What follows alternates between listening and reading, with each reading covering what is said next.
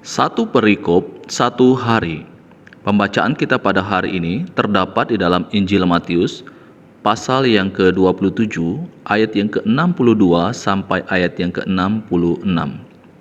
Kubur Yesus dijaga. Keesokan harinya, yaitu sesudah hari persiapan, datanglah imam-imam kepala dan orang-orang Farisi bersama-sama menghadap Pilatus.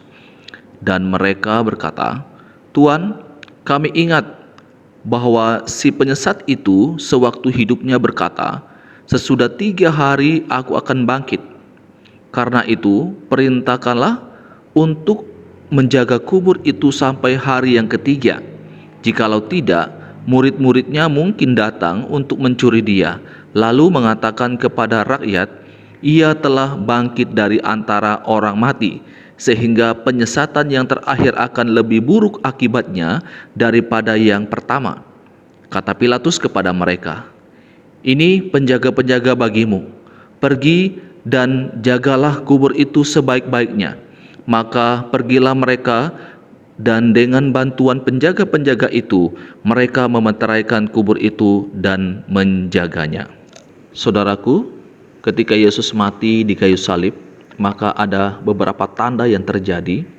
Dikatakan bahwa tabir bait suci terbelah dua dari atas sampai ke bawah, dan juga terjadi gempa bumi, bukit-bukit batu terbelah, kuburan-kuburan terbuka, dan banyak orang kudus yang telah meninggal bangkit. Nah, saudaraku, ketika melihat akan hal ini, maka kepala pasukan dan prajurit-prajuritnya yang menjaga Yesus, dikatakan mereka sangat takut melihat peristiwa itu.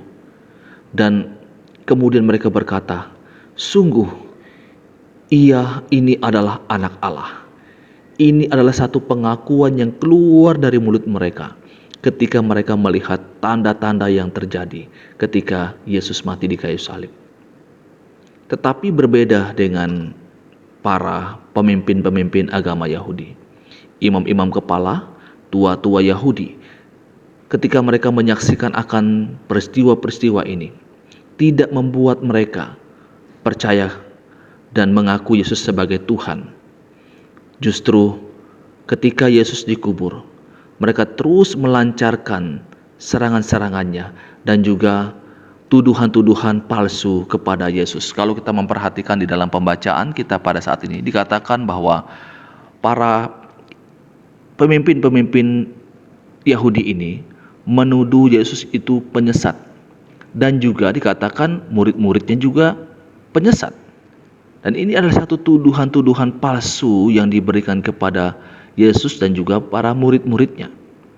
Saudaraku yang dikasihi oleh Tuhan Yesus Kristus, karena kekerasan hati mereka menutup mata hati mereka untuk melihat suatu kebenaran, melihat satu fakta yang terjadi. Sebenarnya sudah sangat jelas ketika mereka melihat peristiwa-peristiwa yang terjadi ketika Yesus mati di kayu salib. Tetapi saudaraku, hal ini tidak membuat mereka bertobat dan mengaku percaya kepada Yesus sebagai Tuhan dan Juru Selamat mereka. Saudaraku yang dikasihi oleh Tuhan Yesus Kristus, para pemimpin agama Yahudi ini, mereka memberikan label kepada Yesus adalah penyesat, dan juga murid-murid Yesus penyesat. Padahal sesungguhnya merekalah yang penyesat, merekalah yang banyak menyesatkan orang-orang yang mereka ajarkan. Saudaraku yang dikasihi oleh Tuhan Yesus Kristus, kiranya dari hal ini kita belajar bahwa ketika kita melihat banyak peristiwa-peristiwa, tanda-tanda yang dilakukan oleh Tuhan, maka jangan kita mengeraskan hati kita. Mari kita membuka hati kita untuk menerima kebenaran itu, percaya kepada Yesus sebagai Tuhan dan Juru Selamat kita secara pribadi. Saudaraku yang dikasihi oleh Tuhan Yesus Kristus, ini pembacaan firman Tuhan untuk kita, renungan untuk kita saat ini. Tuhan Yesus memberkati kita selalu. Amin.